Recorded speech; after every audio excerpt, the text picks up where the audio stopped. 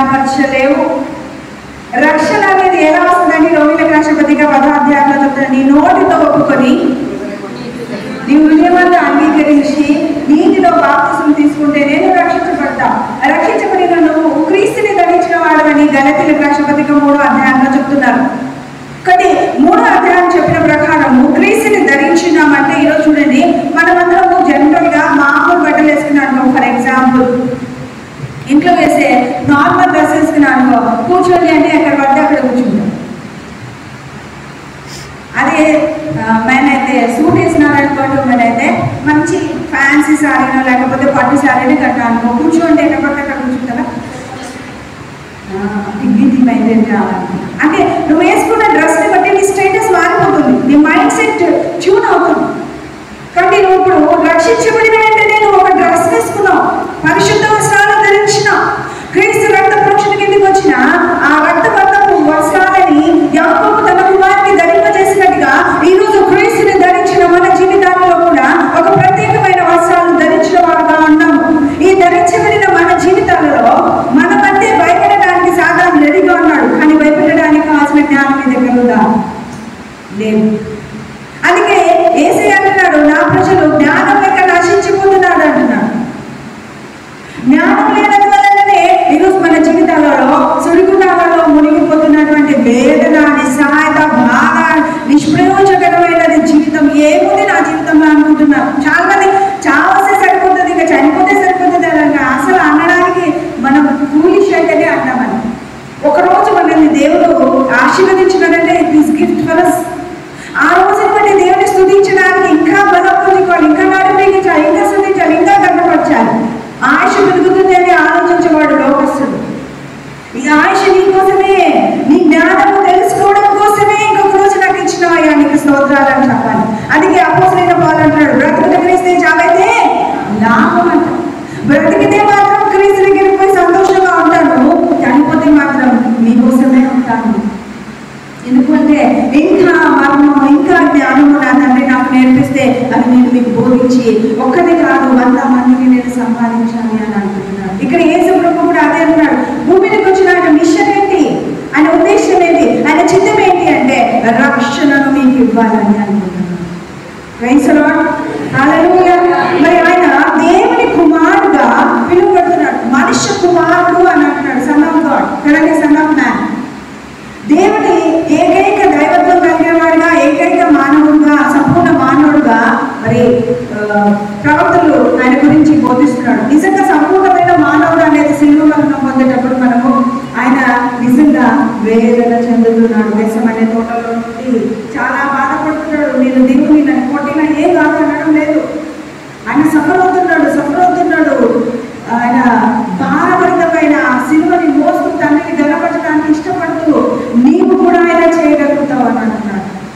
ఈ 33.5 సంవత్సరాలలో 3.5 సంవత్సరాలే తండ్రి చిత్తాన్ని చేయగలగడానికి 30 సంవత్సరాలు జ్ఞానం పొందుకోవాల్సి వచ్చింది. 30 సంవత్సరాలు తల్లిదండ్రుల చేతి కిందనే ఉండి మౌనంగా జ్ఞానాన్ని పొందుకోవాల్సిన పరిస్థితి ప్రభుత్వం వచ్చింది. మరి ఆ 30 సంవత్సరాలలో ఆయన పొందుకున్నదంతా 3.5 సంవత్సరాలలో కంప్లీట్ చేస్తారు. మనకి 1 ఏళ్ళు వచ్చినా మన అసైన్మెంట్ కంప్లీట్ కాదు. అవునా? నీ పోలిక నాకు ఉండదు, నా పోలిక నీకు ఉండదు. నీ కళ్ళు ఇవ్వబడినా నీ కళ్ళు నా కళ్ళు సేమా అంటే కాదు. ఆధార్ కార్డులో నీ కళ్ళు చూపిస్తే నీ ఆధార్ కార్డు నెంబరే వస్తుంది గవర్నమెంట్ కదండి.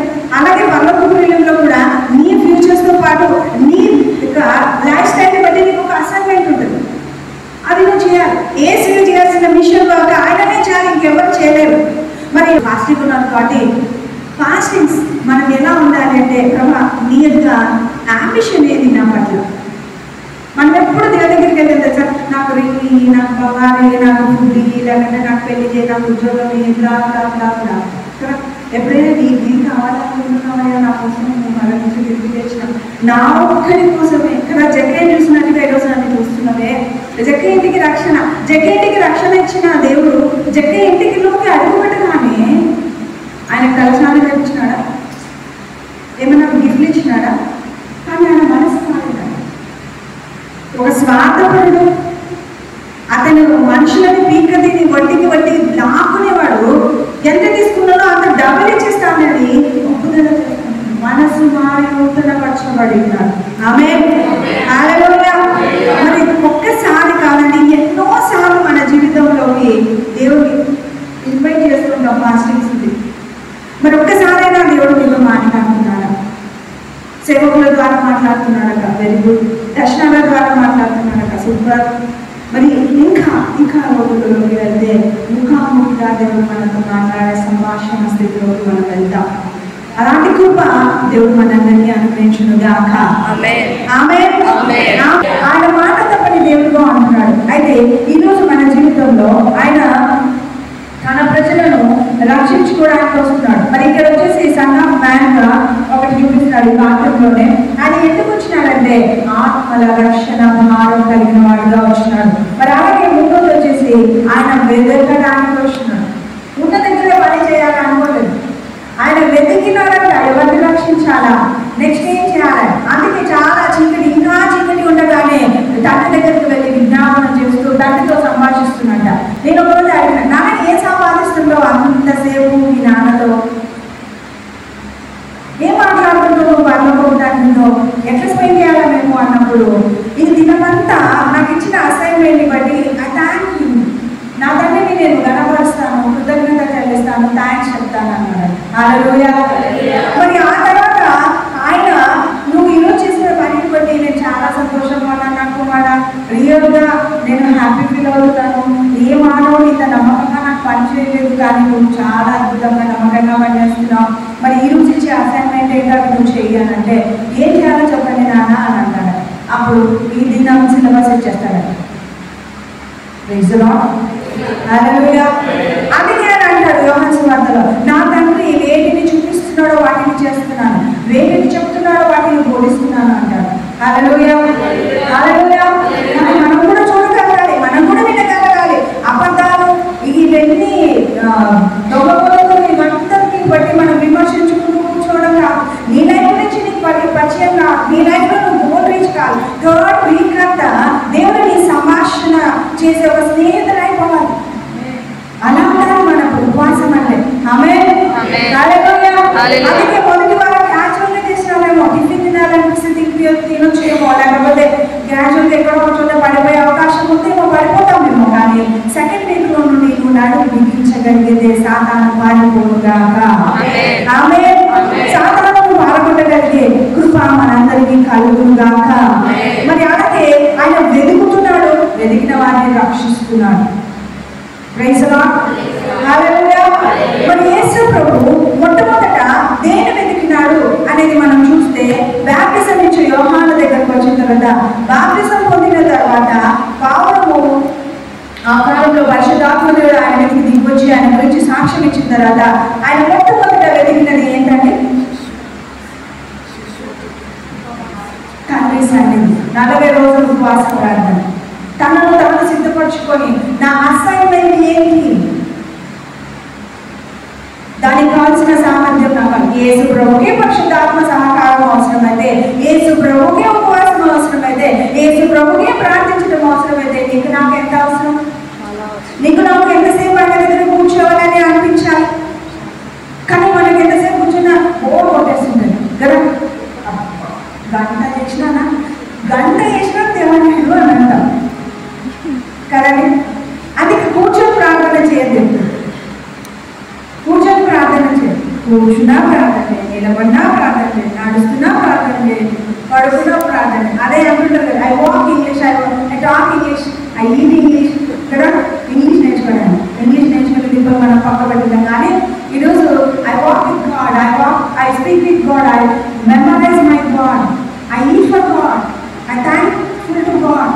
సో ప్రతి విషయంలో కూర్చున్నా, లేచిన, పని చేసిన థ్యాంక్ఫుల్ టు గాడ్. ఈరోజు నేను చాలా చక్కగా వంట వేయగలిగినాను, రియల్లీ ఆసమ్. ఈ వంటను అభిషేకించు, ఈ వంటలో నీ మంట పెట్టదేవా.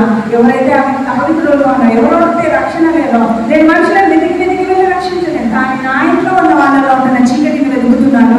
అది పారిపోవడానికి కావాల్సిన సంరక్షకుడు నీవని వారిని అప్పగిస్తున్నాను. ఇదిగో ఈ వంటను అభిషేకిస్తున్నాను. ప్రార్థన అయిపోయిందండి. Praise the Lord. హల్లెలూయా. వంటలు తినేటప్పుడు వేసుకొని బండకేసుకుంటున్నట్టు కొట్టి, ప్రభా ఎంత కఠినమైన హృదయాలు ప్రభావ, వీళ్ళని కూడా వేసి వంటకేసుకుంటున్నారు ప్రభు వాళ్ళ హృదయాలని వాళ్ళ మనస్తత్వాలని ఒక్కసారి మార్చేసి నేను ఎంత తెల్లగా పట్టగలుగుతున్నా అంత తెల్లగా వాళ్ళు అవుతుందా. అయితే ఫస్ట్ మనం కూడా అనగాలండి, ప్రభు నాలో ఇంకా ఎక్కడ మలినముందో ఈ వస్త్రాలలో ఉన్నటువంటి దుర్వాసన అనే పాపం ఎక్కడ నిలబడిందో, ఎక్కడ చిక్కుతుందో, ఎక్కడ మరకవుందో నీకు నచ్చదు కదా నాన్న. మంచిగా డాగైనా లేకుండా వధువు సంఘంగానే నిలబడాలి కదా. వీరి సైన్య సమీకరణ రూపిణి ఎవరైతే నేనే నిలబడాలి కదా. అవునా, నేనే అని నువ్వు చెప్పుకోగలగాలి కదా ప్రభా. మరి అంత పరిశుద్ధంగా నేను జీవించాలంటే ముందు నాకున్న మచ్చ మరగా నాకు కడిగివేయ నేను అనుకోగలిగితే వాష్ చేస్తున్నప్పుడు ఎంజాయ్ చేస్తాం. గంటలోకి వేస్తే 10 నిమిషాలు అయిపోతుండే తెలుసా నేను వాడుకుంటా. ఎందుకంటే పాట ఈజీక్వల్ టు మన హృదయాంతరంలో వస్తుంది. అవును, హృదయాంతరంలో వస్తుంది. ఉపవాసం అనేది మనము ఎప్పుడు వెళ్ళగలుగుతున్నామా అని యెహోషువ 1:8 చదువుతున్నారు. నోటిలో చదువుతున్నది నీ చెవి వినాలి. నీ చెవి వినదాన్ని నీ హృదయం నెమరు వేస్తుంటే నీ ఆత్మ గంతులు వేయగలగాలి. మరి ఒక అభిషక్తుల దగ్గరికి వెళ్ళిన అభిషక్తురాల దగ్గరికి వెళ్ళిన అభిషక్తురాలు వాళ్ళ గర్భంలోనే శిశువు గంతులు వేయడం జరిగింది. ఎవరండి ఆయన? దగ్గరికి ఎవరండి వెళ్ళింది? దేవునికి సబ్మిట్ అవ్వండి. మరి అలాగే బోధించకూడదు అని అంటున్నాడు. దివారాత్రము దాన్ని ధ్యానించాలి అని అంటున్నాడు. ధ్యానించడం అంటే యేసు ప్రభు ఈ లోకానికి బంగారు వెతకడానికి రాలేదు. మనిషి కుమారుడు దేనికోసం వచ్చినాడండి? నశించిపోతున్నది ఏంటి? బంగారు రేటా, వెండి రేటా, రాగినమా, రాట్ల ఇల్లులా, వాటికంటే గలీజ్గా కంపబట్టే మనమే బంగారు కంటే విలువైన వారు, వజ్రవైన కంటే ఆశీర్వదించబడిన వారుగా ఆయన సొంతైన ప్రజలుగా మనల్ని చూస్తున్నాడు, మనల్ని ప్రేమిస్తున్నాడు, మనల్ని నడిపిస్తున్నాడు దేవుడు. Amen. You are very precious అని చెప్తాము వాళ్ళకి. You are very precious. You are very precious in sight of God. ఆయన చిత్తంలో ఆయన కృపలో మనము ప్రత్యేకించబడిన వారుగా ఉన్నాం. హల్లెలూయా. ఆయన దృష్టిలో మన జీవితాన్ని చూడగలగాలి. ఆయన ఉద్దేశంతో మనం నడిపించబడాలి. ఆమేన్. మరి ఆయన జీవితం ఏంటి? ఉపవాసంలో మనం చేయకూడదు ఏంటి అంటే ఫోన్ చూడకూడదు, ఫోన్తో టైం పాస్ చేయదు, టీవీతో టైం పాస్ చేయదు, న్యూస్ పేపర్తో టైం పాస్ చేయదు. ఎందుకంటే వాటిని నువ్వు ఎవరు వేయాల్సి వస్తుంది, వాటితో నీకు సంబంధం లేదు కదండి. అపవాది యొక్క అధికారి యొక్క బలాన్ని నువ్వు నెవరు వేయదు. నీ దేవుని యొక్క బలాన్ని మాత్రమే నువ్వు నెవరు వేయాలి. ఆయన సృష్టించగల దేవుడు.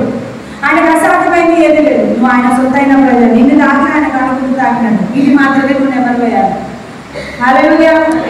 నువ్వు నీ డిజైర్తో స్టార్ట్ చేయొచ్చు, ఫిజికల్గా స్టార్ట్ చేయొచ్చు, కానీ అది ప్రైజ్ ది లార్డ్. హల్లెలూయా. అవునండి, ఆ టైంలో నీకు దేవదూతలు సహకరించడం స్టార్ట్ చేస్తారు. ఒక్కసారి దేవదూత నీ ఇంట్లోకి వచ్చినా, ఒక్కసారి నీ జీవితంలోకి వచ్చినా, ఒక్కసారి దేవుని దృష్టి నీకు పరిస్థితులను చూడగలిగిన వరల్డ్గా ఉన్న ప్రతి దాంట్లో నెరవేర్పు జరుగుతుంది. ఆమేన్. హల్లెలూయా. yes వరల్డ్గా నీకు కావాల్సిన బ్లెస్సింగ్స్ అన్ని వేరెవర్ యు గో అవి ఫాలో అని హ్యావ్ చేసుకోవాలి. నువ్వు అయస్కాంతం అయితే అవన్నీ ఒక ఇనుప ముక్కలండి. అవి నువ్వు అడగాల్సిన అవసరం అయస్కాంతం ఎక్కడుంటే అక్కడికి వచ్చి అవి హ్యావ్ చేసుకుంటాయి. ఆమేన్. మరి అయస్కాంత వేకలుగా నువ్వు మార్చబడాలి. ఒక ఇనుప ముక్కగా ఉన్న నువ్వు క్రీస్తుతో జత చేయబడిన తర్వాత ఒక అయస్కాంతంగా మార్చబడాలి. That is fasting. ఫాస్టింగ్ అంటే ఊరికి 2 రోజులు అన్నం మానేసి అడిగినట్టు ఉండడం కాదు. డైట్ చేసి అంత ఈజీ చేసేస్తున్నాం ఫాస్టింగ్. సమాజంలో ఫాస్టింగ్ చేస్తున్నాం. వేరే స్పిరిచువాలిటీ రోషం కలిగి ఫాస్టింగ్ అంటే పండగ. ఇంట్లో స్థలం ఉండదు, ఇంట్లో ఒంటరిగా ప్రయాణించే సమయం ఉండదు. వచ్చి చర్చి డోర్ తెరిస్తున్నారంటే చర్చి నిండిపోయి ఆ స్థలం నేను ఆక్యుపై చేయాలి, ఈ స్థలం నేను ఆక్యుపై చేయాలని దేవుడి సన్నిధిలో మనం కనపడుతుంటే దేవుడి యొక్క మహిమ మన మీద ప్రవాహమైంది వస్తుంది. ఆమేన్. హల్లెలూయా. అద్భుతాలు చేయవాడు, మహాచర్యలు జరిగించే దేవుడు మన తండ్రి. ఆయన యజమానులు మనం, ఆయన సంతానమైన ఆయనను చూపించే నక్షత్రాల వంటి మహిమను పొందుకోగలిగే ఛార్జింగ్ ఇది ఫాస్టింగ్ అంటే. నీ ఫోన్ ఛార్జింగ్ అయితేనే కదా ఎన్ని రోజులు పనికి వస్తుందంటే ఒకసారి ఛార్జింగ్ చేస్తే నువ్వు వాడేదాన్ని బట్టి. లేదంటే 24 గంటలు వస్తుంది. అవునా? లేదంటే ఎన్ని గంటలు వస్తుంది? అంతసేపు అయితే ఒక 2 గంటలు వస్తుంది ఒక గేమ్ ఆడినామంటే, అంతే కదండి. సో 2 గంటల కంటే ఎక్కువ అంత వాడేస్తాం సెల్ ఫోన్, క్యాషువల్గా వాడేస్తున్నాం. మరి దేవుడికి నువ్వు అట్లా వాడబడుతున్నావు. నువ్వు చేసిన ఒక ఆయుధం నీకు అంత ఉపయోగకరంగా ఉంది నేను నాశనం చేయడానికి, మరి నేను బాగు చేసుకోవడానికి దేవుడు నువ్వు అంత దగ్గరగా వెళ్ళిపోతున్నావా? టైం కనపడలేదా ప్రార్థన చేస్తుంటే, టైం కనపడలేదా అంటే నాకు ప్రేయర్ చేస్తుంటే ఇంకొంచెం సేపు ఉండేదా అంటే అప్పుడే డోర్ అయ్యేదా అంటే చర్చ జనగలుగుతున్నావా? వేరేసి రాదా? వాక్ ఇన్ ఫెయిత్, దేవుని యొక్క విశ్వాసంలో నడుస్తున్నాం. కానీ విశ్వాసంలో నడవద్దని, విశ్వాసంలో పడిపోండి. ప్రేమలో పడిపోయిన వాడికి తింటున్నాడా తింటలేదా ఏం రాసలేదు, మాట్లాడుతూనే నా ప్రేమికులతో. ప్రేమించిన సిస్టర్ మేమంటే పెళ్ళైన కొత్తలో ఫోన్ ఉండిండే, ఫోన్లలో మాట్లాడినా లేదా మీ భర్తలతో ఒకసారి ఆలోచించి. పెళ్లి కాబోతున్న వారికి నీకేమి ఇష్టం, ఆయనకి ఏమి ఇష్టం అయితే ఏంటి, నీకు ఆయన వదులుతావా? కాదు. ఏమి ఇష్టం అంటే నీకేమి ఇష్టం, నాకేమి ఇష్టం, అదే గంటలు చర్చలు. మరి దేవుడికి ఏమి ఇష్టం, దేవుడితో ఎలా సంపాదించిన. నేను ఇల్లు తీసుకున్న వ్యాపారం సోకే నా బాబా భక్తసి గారు అలాగే సంవత్సరానికి ఒకసారి అడిగేవాడంట, అయ్యా ఈ సంవత్సరం అంతా నా ప్రణాళిక నీ చిత్తంలో నెరవేర్చబడాలని నేను సంపూర్ణంగా చేసినానా లేదా, నీ చిత్తంలో నేను యోగ్యుడేనా కాదా అని ఖచ్చితంగా ప్రభు దగ్గర మోకరించి కనిపెట్టేవాడంట. Yes you are perfect on this year అని అంటే అప్పుడు లేచి ఆయన బయటకు వచ్చేవాడంట. ఈయన అక్కడ కూడా అలాగే స్థిరపడేవాడట. ఈయన భక్తశ్రీ కాకుండా సాధు సుందరశ్రీ మాత్రం ఆయన అయితే ప్రతిరోజు మోకరించేవాడంట. ప్రభా ఈరోజు నేను నమస్కారం, ఈరోజు నీకు ఇష్టలేనా, ఈరోజు నేను నీకు సంతోషకరమైన రోజానేనా అని అనేవాడంట. ఒకసారి దేవుడు కావాలని అలా ఆగి ఉండేదంట. తెల్లగైపోయిన తర్వాత ఓకే పర్ఫెక్ట్ అనేవాడంట. అయినా మోకరిని దిగేవాడు కాదంట. సో వీరుల చరిత్రలో చదవండి, వాక్యంలో ఏది ఉత్తమైంది, ఏది యోగ్యమైంది, ఏది మానమైంది తెలుసుకుంటున్నారు. వాళ్ళలో ఉండేది ఏంటి, మనలో ఏంటంటే యాకోబు అంటాడు, ఏరియా కూడా మన వంటి స్వభావం కలిగిన వాడే, సూర్యచంద్రులని ఆపగలిగిన వాడు యోగశో మన వంటి స్వభావం కలిగిన వాడే కదండి. అవునా కాదు? ఆది అపోస్తలులో ఎక్కడ ఉన్నా నీడ మన వెంటనే లేదు. 120 అక్కడ ఎదుగుకొని నేను నీకు కుడివైపు నీడగా ఉన్నాను. ఆ నీడ వేసి ప్రభుత్వ వాళ్ళని కాపాడి అద్భుతంగా మీరు తలకెందుకు లేడానికి వచ్చిన వాళ్ళని వాటి గురించి సాక్షాత్పబడితే మరి మీ దగ్గర అయితే కానీ లేదండి. నీలో ఉన్నవాడు లోకంలో ఉన్నవాడి కంటే గొప్పవాడని చెప్పుకోవడమేనా? నీలో ఉన్నవాడు నీడగా లేదా? నీ కుటుంబంలో నీ నీడ పడడం లేదా? నీ కుటుంబంలో నీ చేతి ఆడితే స్వస్థతలు కలగడం లేదా? అయితే చాలా దూరస్తులుగా దాన్ని ఉన్నాం. కానీ ఈ సంవత్సరం సెప్టెంబర్ 24 రాక్షడానికి ఒక ఆయన అంటున్నారు, నమ్మచ్చా? డేట్ రిలీజ్ చేయడం తండ్రి చిత్తంలో మాత్రమే ఉన్నాను, ఏ కూడా తెలియదు అంటున్నాను. ఆయన చెప్పడానికి కదా, కానీ నీకు మాత్రం తెలియాలి. నేను వస్తున్నానని మీకు తెలుసా? దేవుడు అట్లయితే ఏసులో వస్తున్నానని కూడా మీకు తెలియాలి. ఎందుకంటే ఆయన మన ప్రాణులు, మన యజమానులు కదా, మన బ్రైడ్స్. కానీ పెళ్ళికూతురు దేశంలో పెళ్ళికొడుకు వస్తా ఖచ్చితంగా పెళ్ళికూతురు సిద్ధపడాలి ఉండాలని ఆ డేట్ తెలియపరుస్తాడు. కాబట్టి యేసు ప్రభు మనకు కూడా చెప్తాడు, ఇదిగో ఈరోజు ఈ టైంలో బలానా టైంలో వస్తాను. లోకమంతా నిద్రపోతుంటే అయినా పర్వాలేదు సిద్ధంగా ఉన్నాను. ఆమె సో అలాంటి సన్నిహిత సంబంధాన్ని ఈ ఉపవాసంలో మీరు కలిగి ఉండటానికి పోరాడండి. దేవుడు ఖచ్చితంగా దీవిస్తాడు. మరి ఏం చేయాలి? ఫాస్టింగ్స్లో 5 రకాలుగా చేయాలి. ఒకటి, శరీరాన్ని దినదినం త్యాగం చేయాలి. వయసులా ప్రభా శరీరాన్ని జయించడానికి కృపాయి, శరీరం కోరిక తీర్చకూడదు, శరీరానికి ఎక్కువ టైం ఇవ్వకూడదు. వంట కోసమో లేకపోతే తిండి కోసమో నిద్ర కోసమో కదండి, ఇతరులతో చిచ్చా చేయడం కోసమో ఎక్కువ టైం మనం కలిగి ఉండడానికి అవసరం కృపను ప్రభు దగ్గర అడుగుదాం. సో అలాంటి కృప మనకు దేవుడు అనుగ్రహించును కాక. అలాగే మరి దేవుని యొక్క మహిమోన్నతమైన కృప బట్టి నిజమైన ప్రార్థన మనం సంతోషకరంగా చేస్తూ దేవుని కనపరిచే వాడుగా ఉండాలి. తర్వాత దేవుని యొక్క మహిమోన్నతమైన కృపను బట్టి దేవుని ఎక్కువగా ఆరాధించగలగాలి. రెండో స్టెప్ ఏంటంటే ఆరాధించాలి. ఒక టీచర్ చెప్పింది, ఆ టీచర్ పేరు నాకు తెలియదు. కానీ ఆ టీచర్ వాక్యం అంటే ఇలా మాట్లాడతాడు. ఎట్లా మాట్లాడతాడు అంటే వాక్యం ఇలా మా తాతయ్య పాస్టర్ కాబట్టి ఆయన మాకు చిట్టి చిట్టి కథ చెప్తూ మమ్మీ దేవుళ్ళు పెంచడం చేసింది కాబట్టి కొంచెం తెలుసు వాక్యము దేవుడు అంటే. కానీ ఆ వీడియోస్లో దేవుడు మాట్లాడతాడు. ఎట్లా మాట్లాడతాడు? వాక్యం ద్వారా మాట్లాడతాడు. సో అలా వాక్యాన్ని కూర్చొని చిన్నపిల్లలు చదివినట్టు గడ గడ గడ గడ చదివేదాన్ని కూర్చుంటే ఒక చాప్టర్ అయిపోవాలి. మధ్య సువార్త ఈరోజు మధ్య సువార్త కొత్త నిబంధన వారంలో అయిపోతుంది. అందుకే నేను ఫాస్టింగ్ ఉన్నప్పుడు నా ప్రజలకి నా బిడ్డలకి ఆత్మీయ బిడ్డలకి నేను చెప్పేది ఏంటంటే వాక్యం చదవండి అక్క, వాక్యాన్ని ధ్యానించాలనుకుందాక స్పీడ్గా చదవకూడదు అన్నది అని అంటారు కొంతమంది. అదంతా పక్క పెట్టండి. మీరు ఎవరు ఫస్ట్ ఈ ఉపవాస దినాలు అయిపోతే వాళ్ళకి నేను ప్రైజ్ ఇస్తాను అంటే వాళ్ళు ఖచ్చితంగా చదువుతారు. సో వాళ్ళ ఆంబిషన్ అనేది ఏముంటుంది? వాక్యం అయిపోగొట్టాలని ఉంటుంది. సో వాక్యాన్ని చదువుతున్న సందర్భంలో కొన్ని విషయాలు దేవుడు మాట్లాడతాడు. అప్పుడు ఇష్టం కలుగుతుంది. ఇంకొకసారి చదవాలా, ఏముందో నిదానంగా చదవాలా అనే ఆలోచన వాళ్ళకి వస్తుంది. ప్రేయర్స్ అయిపోయిన తర్వాత ఆ నిదానంగా చదువుతున్న దాన్ని బట్టి ఒక ప్రేమలేఖ లాగా అనిపిస్తుంది వాళ్ళకి. ఆ తర్వాత బంగారు నిధిలాగా కనబడుతుంది, తర్వాత వజ్రాల గనిలాగా కనబడుతుంది. అది లేకుంటే నాకు ఆకలి తీరదు అనే విధంగా ప్రజలు మారిపోతారు.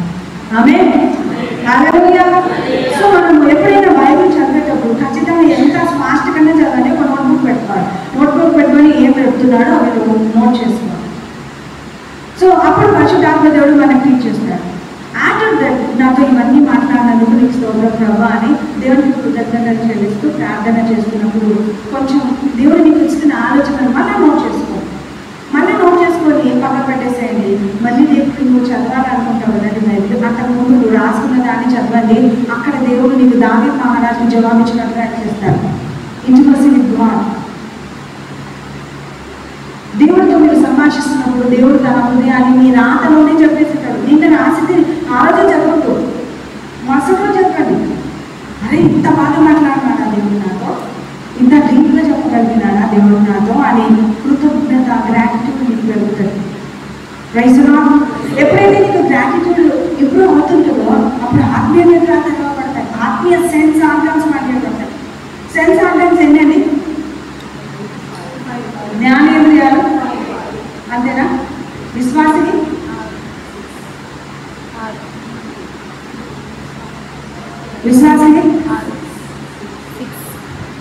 విశ్వాసం అనేది ఒక వరం, అది ఆరోగ్యం. ఓకేనా అండి? విశ్వాసం అనేది ఆరోగ్యం. హెబ్రీయులకు రాసిన పత్రిక 11:1 ప్రకారం ఒక సెన్స్ ఆర్గాన్ మనకి యాడ్ అయిపోవాలి. విశ్వాసం అన్నది నిరీక్షింపబడు వాటి యొక్క నిజ స్వరూపం. లేని ఉన్నాయని రుజువు అయింది కదండి. మరి అలాగే ఇంకొక సెన్స్ ఆర్గాన్ 9 ఉన్నాయి. మీరు కనుక్కోండి, ఒకవేళ ఇంకొకటి చెప్తాను. అది 6th సెన్స్ అంటారండి.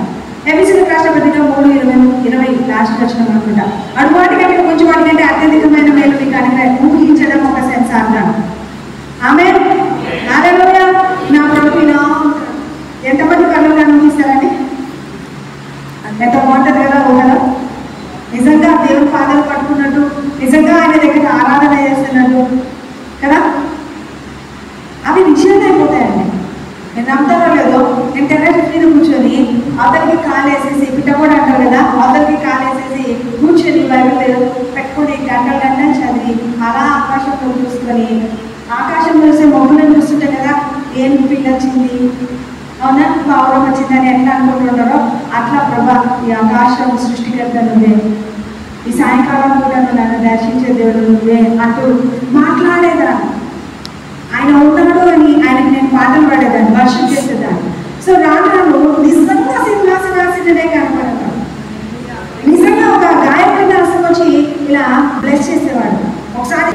కొన్ని ఆత్మీయ వరాలు మనం అడగాల్సిన పని ఫలాలలో మనం గమనించాలి.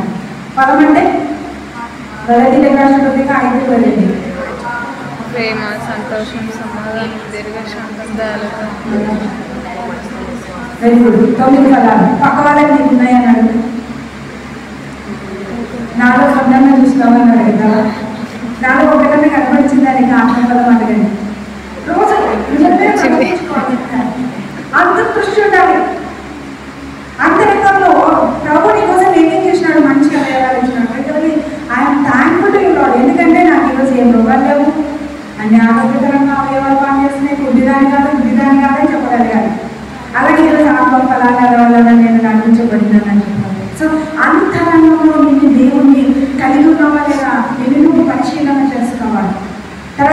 దేవుని ప్రొసెస్ నువ్వు ఆరాధిస్తున్నప్పుడు పొందుతుందా, నీ హస్తం పొందుతుందా, నీ తన శిరస్సు మీద వెచ్చదనం కలుగుతుంది, కన్నులు చూడగలుగుతుంది, నీ హృదయం భారమై దుఃఖం తగ్గుదల గురించి విజ్ఞాపన సెన్స్ చేయండి. ఏ మార్పులు జరుగుతున్నాయి ఆరాధన. ప్రభు సన్నిధిలో నువ్వు భయపడుతూ ఆయనను ఆరాధించేటప్పుడు ఆత్మలో సుఖంలో ఆరాధించేవాడుగా ఉండగలిగితే ఆయన నేను అభిషేకిస్తాడు. Thank you not. మరి అలాగే అపవాదిని ఎదిరించాలి అంటున్నారు. మూడోది ఏం చేయాలంట? అపవాది ఇప్పుడు బాగా ఆరాధిస్తున్న టైంలో ఇంకా చాలా ఆకలికి నోసుకొని అన్నారంట అపవాది. సర్లే తినొచ్చి కొంచెం సేపు ఆకుగా అట్లా అన్నాం, అట్లా తినేసి వచ్చి ఆరాధన వేస్తా అన్నా అనుకో, తిన్నాక ఏం చేస్తామండి అంటే మళ్ళీ మొదటి మెట్ల నుండి రావాలి. ఎన్ని మెట్లకి తిన్నాము, అన్ని మెట్ల నుండి మళ్ళీ స్టార్ట్ యూటర్న్ తీసుకున్నట్టే. కానీ నువ్వు లాస్ట్ చేయకూడదు అదేనా.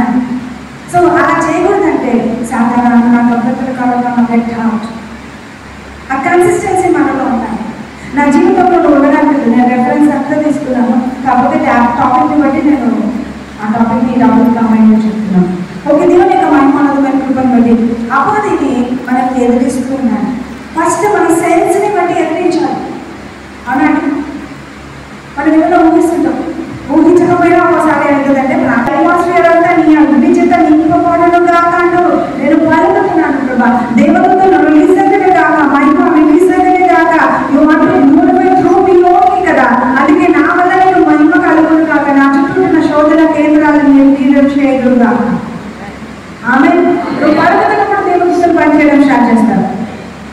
అది ఎక్కడికల్లా ఇవన్నీ కొత్త చెప్తున్నా అంటే దానియేలు రాసిన దానియేలు పదార్థంలో దానియేలు ఒక గురిని మనసు పెట్టిన రోజే నీ జవాబులన్నీ నన్ను దేవుడు పంపించినాడు, ప్లీజ్ అర్థం చేసుకో అని అన్నాడు. మరి ఎందుకు ఆలస్యమైంది? 21 days తెలుసా ఇక్కడ అని అన్నాడు. దానియేలు అంటే పారసీకుల రాజ్యాధిపతి దానికి కదలనే లేదు. యుద్ధం జరుగుతూనే అంటే ఒకరుగా ఇద్దరుగా చాలా మంది వచ్చినారు. అప్పటికీ వాళ్ళకి మంది పడుతుంటే లాస్ట్కి మిఖాయిలు వచ్చినాక వాళ్ళ ఆట జరిగిపోయింది తెలుసా అని అన్నాడు. అంటే మిఖాయిల ముందు రావాల్సి వచ్చింది అక్కడ దానియేలు నేనా ప్రార్థనలు దుప్పట్లాగా తీసుకుంటున్నాయో ఏమో సైతాన్ని ఒకసారి ఆలోచించారు. అవునా, మన ప్రార్థన ప్రార్థన చేస్తుందంట అని సైతాన్ని అవుతుందేమో ఒకసారి చూడండి. ఆమె ముఖమే అతని అంత సీన్ వేరే, ఒక సిగరెట్ చూస్తే పడిపోతాడు, ఒక గ్లాస్ వాటర్ చూపిస్తే పడిపోతాడు. అంటే కదా ఫుడ్కో దేనికో దాన్ని పడిపోతాడు. అది వాళ్ళు ఉంటాడండి. ఒక ముసలామ ప్రార్థన చేస్తుందంట, ఆ కొట్టంలో మంటలు వస్తుంటే చాలా గుంటలు వస్తున్నాయి. దయ్యం గుంటలు వచ్చి ఎప్పుడైనా అనిపోయిందా లేదు అని అంటే సర్లే పోగలగా చెప్తున్నాం అనుకుంటున్నా. అంటే నేను కూడా మా నాన్నగారికి అంటాడు, మా నాన్నగారి క్రూరంగా హింసిస్తాడు, నేను అసలు పోనా అని దయ్యం మాట్లాడుకుంటున్నాను. ఒక విశ్వాస ఆత్మ అప్పుడప్పుడే ఆత్మనిర్భరత తెరవబడిన విశ్వాసం కనబడుతున్న దృశ్యాలు అనమాట. ఇంకా ఏమి చేయాలి? ఆయన చాలా అబ్జర్వ్ చేసి తొమ్మిస్తే ఒక విండోలో ఉంది ఒక ముస్లాం మోకరించి పుట్టిపోయిన మంచం ముందర మోకరించి ప్రార్థన చేస్తుందంట.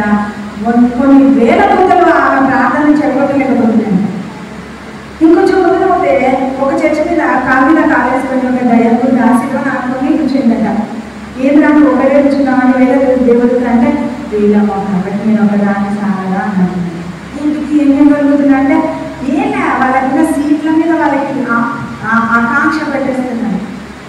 నాకు ఈ సీట్ కాదు, నేను ప్రెసిడెంట్, నేను సెక్రటరీ అనుకుంటేనే జీవితం అయిపోతుందయ్యా అంటున్నాను. ఇంకా ఏం చేస్తున్నావు అంటే ఇంకేం చేస్తున్నా, నీ జీవితం బాగుంది అని వాక్యం విధంగా బట్టల వైపు చూసేటట్లా చేస్తున్నాను, నగల వైపు చూసేటట్లా చేస్తున్నాను. ఒకటే దేవుడు. ఏం దేవుడు? సాధారణ యొక్క పడిపోయిన వాడికి వెలుగుండదు, కానీ వానికి శక్తి ఉంది. ఎందుకంటే నువ్వు ఎంత బలమిస్తే అంత. అది నీ ఆలోచనలో నెరవేర్చబడుతుందంటానండి. యెషయా గ్రంథం 65:24 చదివి ముగించుకున్నాం.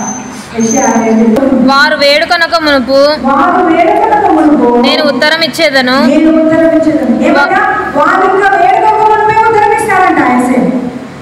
ఎప్పుడు తెలుసా? నువ్వు ఆలోచిస్తుండగానే ఉత్తరం ఇవ్వడానికి సిద్ధంగా ఉన్నాడు. అయితే నీ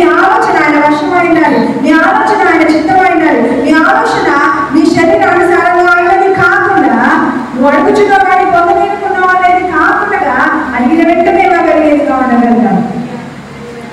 ఆమె తర్వాత వారు మనవి చేయుచుండగా నేను ఆలకించేదను.